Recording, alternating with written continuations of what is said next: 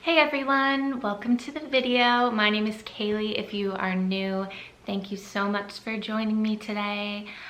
In this video, I kind of just wanted to casually discuss chemotherapy a little bit and the side effects that I've experienced during chemo, and also share with you some of my personal self-care tips that have really helped me along my journey so far.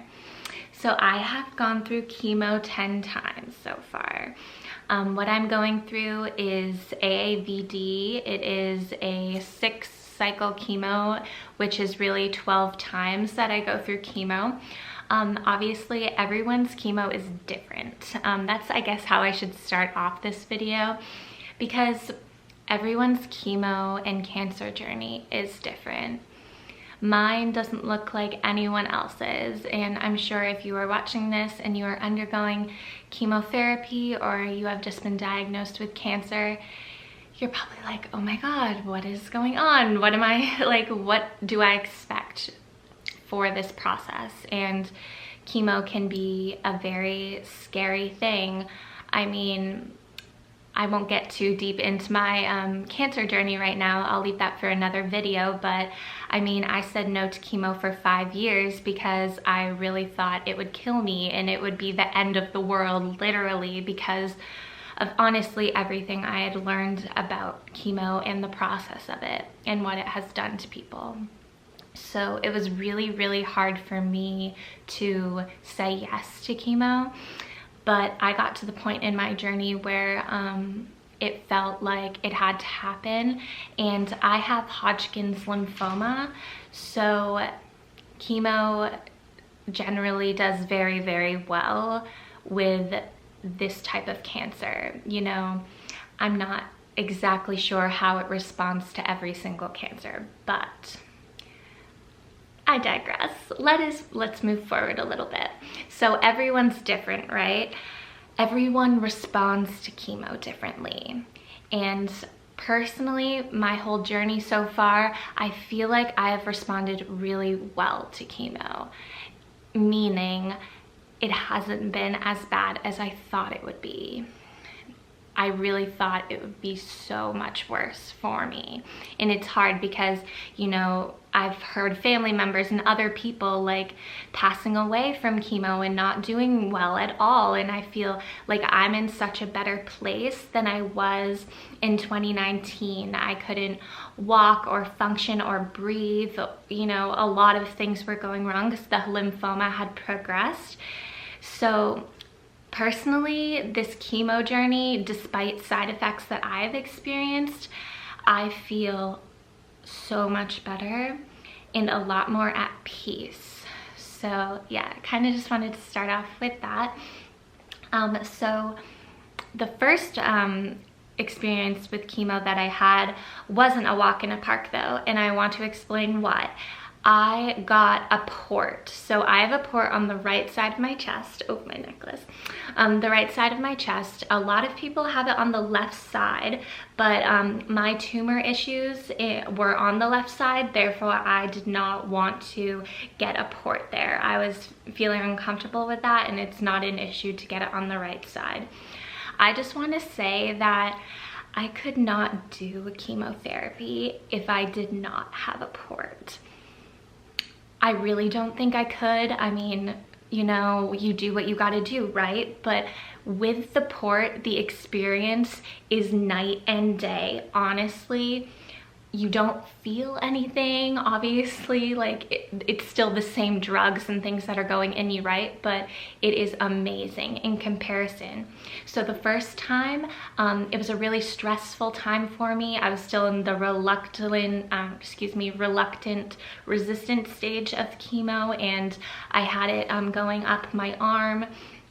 And it was a very, very bad time. I stayed in the hospital so that they could monitor me. I had severe neuropathy, severe pain, severe breakout and rash. Just like, it was the worst, one of the worst experiences of my life.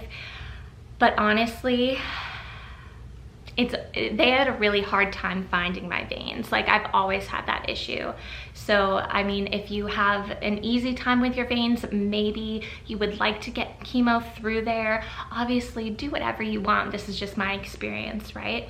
But chemo is a very aggressive type of therapy, obviously. So these veins in our arms aren't as strong as the veins in our chest connecting to our heart. They are, you know, weaker. So some people blow out their veins and things like that if they don't get a port. So after chemo 1 and having like a severe pain experience for about like 2 weeks, I only felt like I could do chemo again if I got the port. Now, the port was a really scary idea. It was a gross idea for me. I didn't really want to do it because I was like, like having something inside me just sounds wrong. It's a foreign object. Don't like the sound of it, obviously, coming from my natural ways and stuff. But yeah, I decided to undergo chemo. I got the port, and it was an easy procedure. And yeah, it's been an amazing experience with the port. I get my blood drawn from the port. I get fluids from the port. You know, I get the chemo. Obviously, you don't feel the chemo or anything like that with the port. It is amazing. I love the port. Okay, just saying that. Okay, so some of the side effects that I've experienced with chemo, they have been on and off this entire time. And since the second chemo till the 10th with the port, I never had any side effects like I did from chemo number 1. I just want to say that was a completely different experience. Things that I have experienced though, number 1 I would say is gum pain. Mostly in my bottom teeth gums. It would be redness and inflamed gums. Now, I've never gotten to the point where I have open sores or anything like that. It's just been inflamed, and that comes and goes, and it like goes away when I'm on steroids and then it'll come back for a few days before chemo. It goes away, comes back. It's never gotten really severe besides the time that I had tooth issues, which I'll talk about coming up. So another thing that I have been dealing with, I say would excuse me, is slower digestion. And I feel really bloated a lot. Yeah, and like I'm retaining fluids and just excess. You're not supposed to do enemas or anything like that during chemotherapy, so I like doing enemas. In the past I've done enemas, and I find them very beneficial, so not doing them during this time is kind of unfortunate. But yeah, so slower digestion. I still go to the bathroom regularly though. I know everyone is different with that. With me, like, I've been able to eat a lot. I've been hungry a lot. I've had an amazing appetite. I've never experienced nausea, and I know a lot of people deal with nausea issues during chemo, but I did not.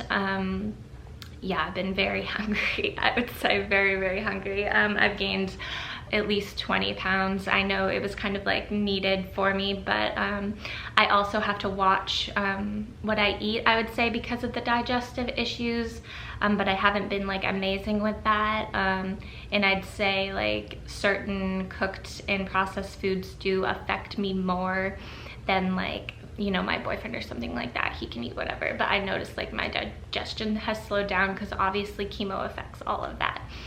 Another thing that I have been dealing with is more like sleep issues a little bit, especially when I am on steroids. So I take steroids the day of chemo and 3 days post chemo.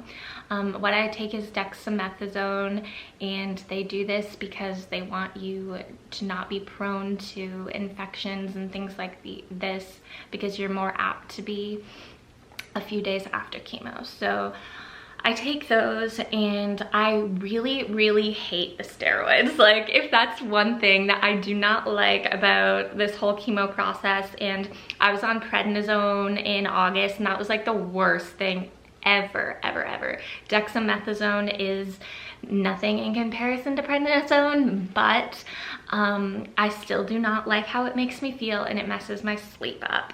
And yeah, it makes my mood kind of weird as well. I feel like it can loop me into like a depression state a little, and I definitely don't like that. Yeah, don't like the steroids. I'm not sure if everyone takes steroids on chemo. That's just been what I've been doing, what my oncologist has me doing. Another thing that I've been experiencing, but I've experienced this the whole cancer journey, so it doesn't really like seem that different, is just being like tired, having chronic fatigue, that kind of thing. But again, it's hard for me to like have this comparison because I was like non-functionable in 2019, so where I am now, it's like I feel better. So it's like weird, it's hard to explain, but I guess like going from stage 1 to stage 4 and not functioning and living really, and now I feel like I'm kind of starting to live again, so it's hard to say. But yeah, I definitely am tired a lot, and I just try to rest, you know, and I suggest that for everyone. Another thing that I have experienced as a side effect is puffy eyes, puffiness, puffy face, puffy tummy. You know, my kidneys are working hard right now, and I feel like I retain fluids definitely, and I think my face has changed a lot. You know, obviously as a side effect, you're gonna lose hair. I didn't lose my hair for a while, but I decided it was November 1st that I shaved my head because things were starting to fall out a little bit. It felt really liberating, honestly.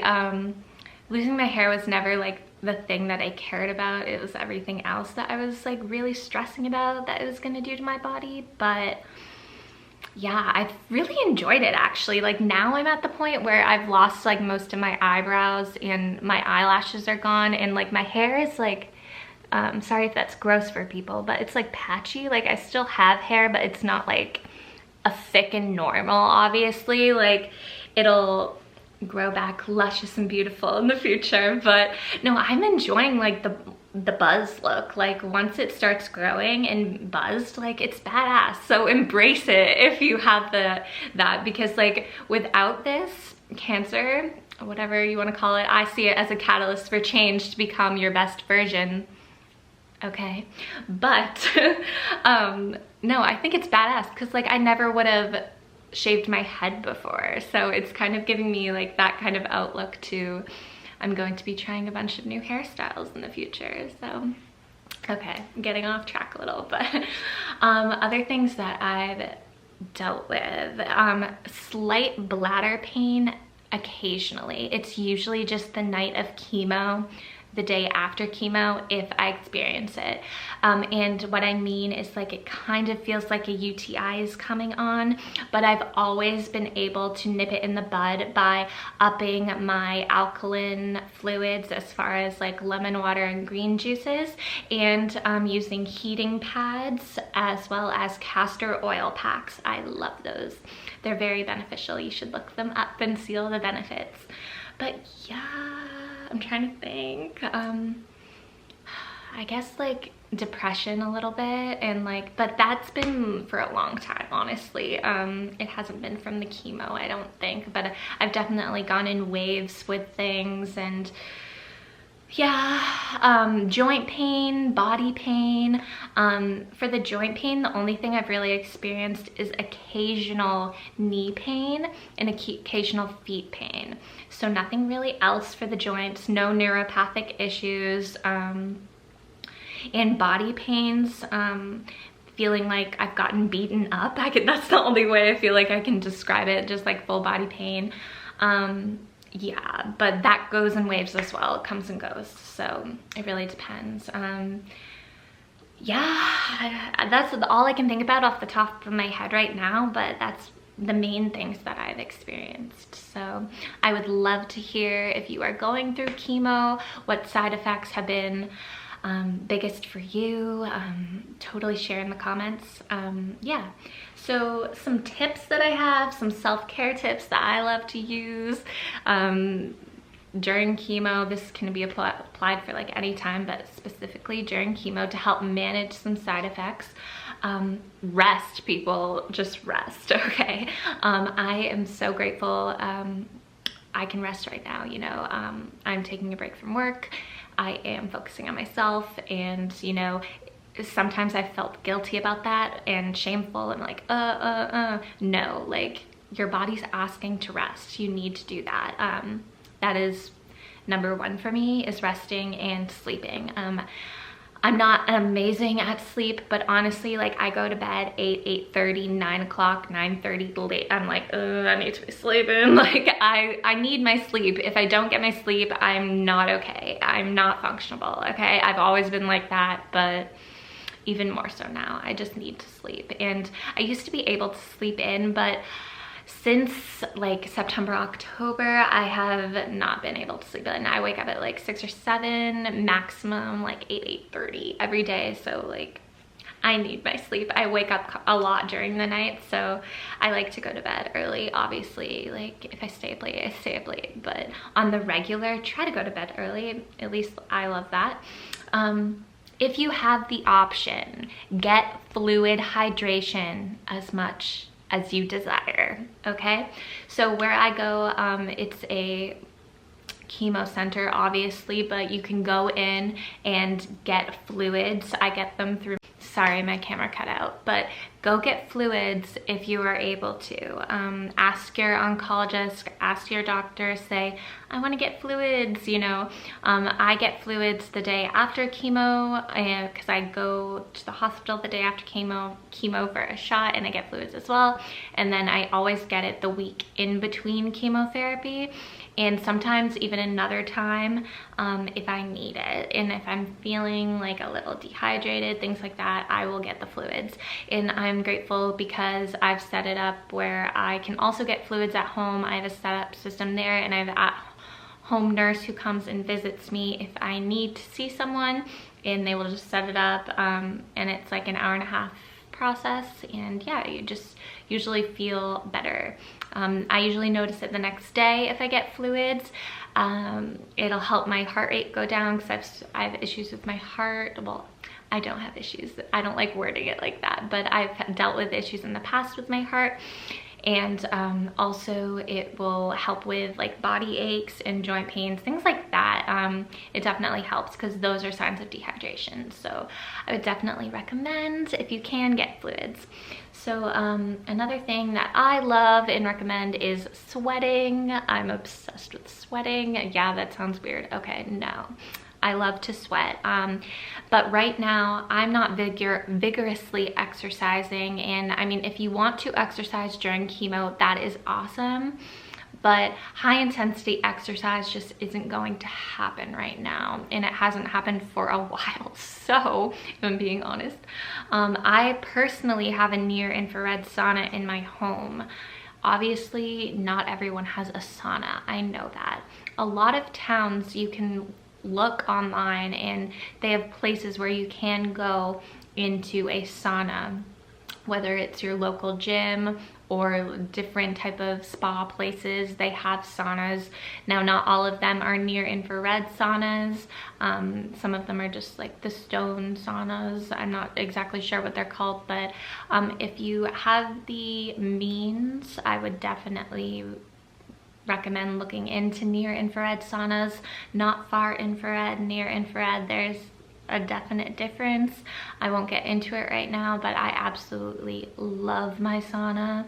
It helps me sweat, it helps me calm myself, puts me into a parasympathetic state, helps the skin, helps pains, helps, it penetrates the mitochondria deeper and gets like cell rejuvenation. And there's just so many things that I can't list off the top of my head, but look it up. I love it. Another thing is just totally, if you're having any type of side effect and you're like, confused, be interactive. I suggest talk to your oncologist, talk to your doctor, go online, read books, be interactive. Just get hands-on, get into your self-care, you know, like, you know your body. If you're not feeling good from something, don't stay silent, speak up. I speak up, I get my blood checked every week, I get myself checked, I'm intuitive, you know, like, I go to the doctor and I get fluids and I get checked on if I'm not feeling right about something, especially with the stuff going into my body that, you know, it's hard to wrap your head around. Obviously, it's a lot of information, you know, just don't be afraid to speak up, okay? So sorry, I have notes on here because I'm like, I don't want to forget anything. Something I love to do is just self-massage. Feels so good. If you have the energy, just get some nice oil, get some essential oils going, burn some sage in your house, burn a nice candle, and just like rub yourself and massage your body and just, I don't know, give thanks and just love your body. And rubbing and stimulates the lymphatic system and it feels really, really good. Especially currently I'm in the winter and, you know, rubbing yourself down with some nice oils just feels good. And if you have a lovely person in your life who's willing to give you massages, that is amazing. I have someone in my life who does that. So, you know, just reach out. That's another thing. Reach out to your family, to friends. If you don't have that, reach out to your local community. You know, there are tons and tons of groups and people who are going through cancer, who are going through chronic illness, who are going through something, you know, everyone's going through something, you know? So just reach out, you know, if you don't feel like it, I understand, because I'm very introverted as well, and I haven't wanted to like reach out to everyone, you know, you just feel like you want to do things by yourself. I mean, not all the time, obviously, but I'm definitely not one to like go reach out for help all the time. And that's something that I'm definitely working on. But also feel free to message me and reach out to me. I would love to connect with people. You know, we can share stories and share support with one another. So another thing that I would recommend for self-care is to hydrate. Hydrate as much as you can. Therefore, drink the liquids, eat the fruits, eat the vegetables. It is the diet that is really important, I think, during this process. And I think I have responded so well to chemo and I've done so well in comparison to a lot of people that I see, is my lifestyle, is my diet, and what I don't put in my body, if you know what I'm saying. Like, I think it's more about what we don't put in rather than what we do put in. And I love, love, love juicing. I love my green juices, living liquids. I'm all about the living liquids. They alkalize. They feel so, so good. If I go days without my green juices, I freaking can tell, you know. I really feel like they lift me up every single day. I feel so blessed to have green juices and a lovely juicer and I'm looking at it right now, blender and things like that. And you know, if you don't have a lot of money, go to secondhand stores, and you know, there's places online where you can find stuff cheap. I really would recommend a juicer and a blender if you can, as a self-care tool. Yes, they are self-care tools. They are my #1 kitchen tool as well. I wouldn't want to live without them. I could, but I wouldn't want to. You know, I think making yourself feel good by fueling yourself with the best things possible during this process is important. Now, I know doctors can say sometimes, watch out for raw fruits and vegetables because of bacteria and things like that. And yeah, you have to take precautions. I definitely wash my things properly and I just make sure I'm fueling myself properly. But I did not stray away from fruits and vegetables during this time. Obviously, you do you. I'm not a doctor, this is my experience, but if I did not have my juices and things like that, I do not know what I would do. So yeah. Another thing that I love to do for self-care is stretching and intuitive ecstatic dance. I love that shit. It is so amazing. Yeah, I'm not at the point where I can do like intensive exercise. I really want to, but right now, like stretching, yoga, and dance are like my main things that keep my body in movement. Oh, I'm sorry, my dog's here. Keep my body in movement and help me feel good. So, Dutchie, this is Dutch. Want to say hi to everyone? He is a husky German shepherd. You say hi? Okay. Well, you gotta lay down because I'm making a video. No, I don't know. It's not gonna happen, guys.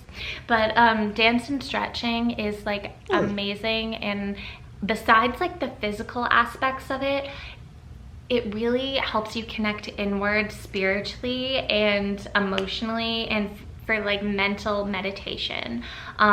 It's one of the only things that like makes my mind shut up. You know, it's kind of like my own personal meditative time, and I really love it. And you know, dance is just a great way to purge emotions and just like get the body loose and make you feel great. So honestly, find an exercise or a practice that kind of makes you go into a meditative state and just brings you true happiness. Yeah, I love that. And if I didn't have that, I don't know, it wouldn't be good. So another thing, a self-care tip I recommend is teeth care. You gotta take care of your teeth even more now, okay? So obviously I've been experiencing the gum pain occasionally, like I said. Things I do for teeth care, obviously I brush my teeth twice a day, and I do floss. I probably am not as amazing with floss as I should be, but I floss. Another tip for gum pain is baking soda rinses. I really recommend those. They are like an instant pain relief from my experience. As well, something else for taking care of your teeth is oil pulling. I like to coconut oil pull. It makes my teeth feel really good, makes your gums feel good. You can do warm salt water, but I think that is a little harsher. If you are experiencing issues, I just would go with the baking soda. And okay, something you need to do before undergoing chemotherapy is you should go to the dentist and you should have your teeth checked, because I wish my oncologist told me this, but they did not. So you should go to the dentist before chemo and make sure you don't have anything that needs to be taken care of, okay? Because chemo brings out the weaknesses in your body. And about a month-ish into the chemo, one of my teeth, back molars, half of it like cracked off, and it was a weak area and it had rotted and stuff in the past, but I just didn't know. And obviously chemo like exposed that, but you're not really supposed to have dental work done during chemo because your like immune system's weaker and stuff like that. But I ended up having a root canal, and I have a temporary filling that I'm going to get everything fixed, but I'm just waiting after the chemo process is done, and I only have 1 more month. So yeah, definitely check your teeth before undergoing chemo. Another thing I would extremely focus on during this process, it kind of ties in with just like the healthy diet and stuff like that, but is digestive care.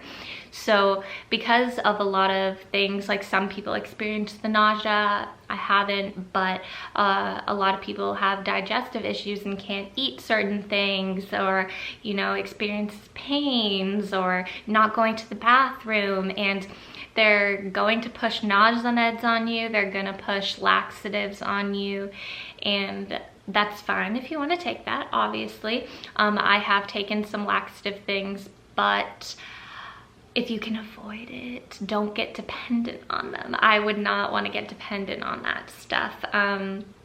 If you can focus on the diet as much as possible, find what's working for you and helps you go to the bathroom, and just try to incorporate that into your diet as much as you can. I can make a whole video on digestive care. Honestly, there's way too much to talk about with it, but yeah, totally focus on your digestion and don't overdo it on laxatives, I would say. Another thing that I absolutely love for self-care is cold showers. I know people don't want to hear that, and I understand because it's like uncomfortable, right? But it is one of the best things that I've discovered is cold therapy. I don't know, you can look up Wim Hof and his method for cold exposure, but it is amazing. I cold shower every single day, and a lot of the time I end up doing hydrotherapy, so I alternate between cold and hot, but I do cold as long as possible, and then I go back and forth between cold and hot. And for me, it just makes me feel so alive and so like invigorated. It lifts my mood, it wakes me up, and I also have heard a lot of benefits from it. I can't remember all of them off the top of my head, but it's just good for your skin, it's good for the circulation in your body, it's good for the lymphatic system circulation as well, and it brings blood to all the vital organs in your body, and it's just good for your skin, it's good for your heart. I mean, it helps your white blood cell count. Like, there's a bunch of stuff. I don't know, but since I've been doing it every day since the fall, and I feel really good doing it, and I think it also helps with like pains and things in the body. Like, if I'm not feeling good, I'll go take a cold shower and I feel really good after. So yeah, I highly recommend trying it. I know it's like really hard to get into, but once you do it and it becomes a routine, you know, it becomes a routine like anything, right? But just start really slow. Like, you don't have to do a long time. You can just start for like 20 or 30 seconds and build your way up. But I highly recommend cold therapy and alternating hot cold therapy with hydrotherapy. Very beneficial.